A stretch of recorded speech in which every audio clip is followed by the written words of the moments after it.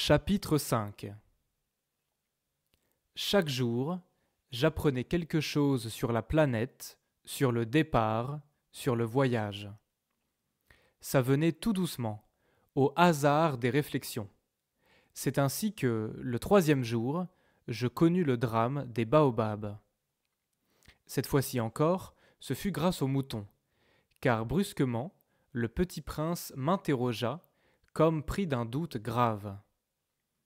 C'est bien vrai, n'est-ce pas, que les moutons mangent les arbustes? Oui, c'est vrai.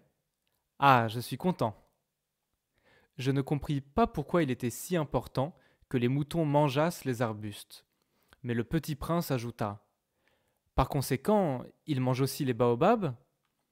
Je fis remarquer au petit prince que les baobabs ne sont pas des arbustes, mais des arbres grands comme des églises, et que, si même il emportait avec lui tout un troupeau d'éléphants, ce troupeau ne viendrait pas à bout d'un seul baobab. L'idée du troupeau d'éléphants fit rire le petit prince. Il faudrait les mettre les uns sur les autres. Mais il remarqua avec sagesse: les baobabs, avant de grandir, ça commence par être petit. C'est exact. Mais pourquoi veux-tu que tes moutons mangent les petits baobabs? Il me répondit: Ben, voyons. Comme s'il s'agissait là d'une évidence. Et il me fallut un grand effort d'intelligence pour comprendre à moi seul ce problème.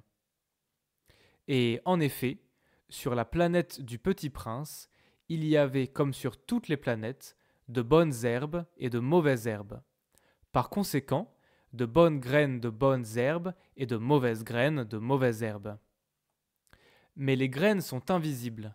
Elles dorment dans le secret de la terre jusqu'à ce qu'il prenne fantaisie à l'une d'elles de se réveiller. Alors elles s'étirent et poussent d'abord timidement vers le soleil. Une ravissante petite brindille de radis ou de rosier, on peut la laisser pousser comme elle veut. Mais s'il s'agit d'une mauvaise plante, il faut arracher la plante aussitôt, dès qu'on a su la reconnaître. Or, il y avait des graines terribles sur la planète du Petit Prince. C'étaient les graines de baobab.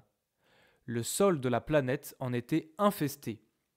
Or, un baobab, si l'on s'y prend trop tard, on ne peut jamais plus s'en débarrasser. Il encombre toute la planète. Il la perfore de ses racines, et si la planète est trop petite, et si les baobabs sont trop nombreux, ils la font éclater. C'est une question de discipline, me disait plus tard le petit prince. Quand on a terminé sa toilette du matin, il faut faire soigneusement la toilette de la planète. Il faut s'astreindre régulièrement à arracher les baobabs dès qu'on les distingue d'avec les rosiers, auxquels ils se ressemblent beaucoup quand ils sont très jeunes. C'est un travail très ennuyeux, mais très facile. Et un jour, il me conseilla de m'appliquer à réussir un beau dessin pour bien faire entrer ça dans la tête des enfants de chez moi. S'ils voyagent un jour, me disait-il, ça pourra leur servir. Il est quelquefois sans inconvénient de remettre à plus tard son travail. Mais s'il s'agit des baobabs, c'est toujours une catastrophe. J'ai connu une planète habitée par un paresseux. Il avait négligé 3 arbustes. Et sur les indications du petit prince, j'ai dessiné cette planète-là. Je n'aime guère prendre le ton d'un moraliste, mais le danger des baobabs est si peu connu et les risques courus par celui qui s'égarerait dans un astéroïde sont si considérables que, pour une fois, je fais exception à ma réserve. Je dis: Enfants, faites attention aux baobabs. C'est pour avertir mes amis du danger qu'ils frôlaient depuis longtemps, comme moi-même, sans le connaître, que j'ai tant travaillé ce dessin-là. La leçon que je donnais en valait la peine. Vous vous demanderez peut-être: pourquoi n'y a-t-il pas dans ce livre d'autres dessins aussi grandioses que le dessin des baobabs? La réponse est bien simple. J'ai essayé, mais je n'ai pas pu réussir. Quand j'ai dessiné les baobabs, j'ai été animé par le sentiment de l'urgence.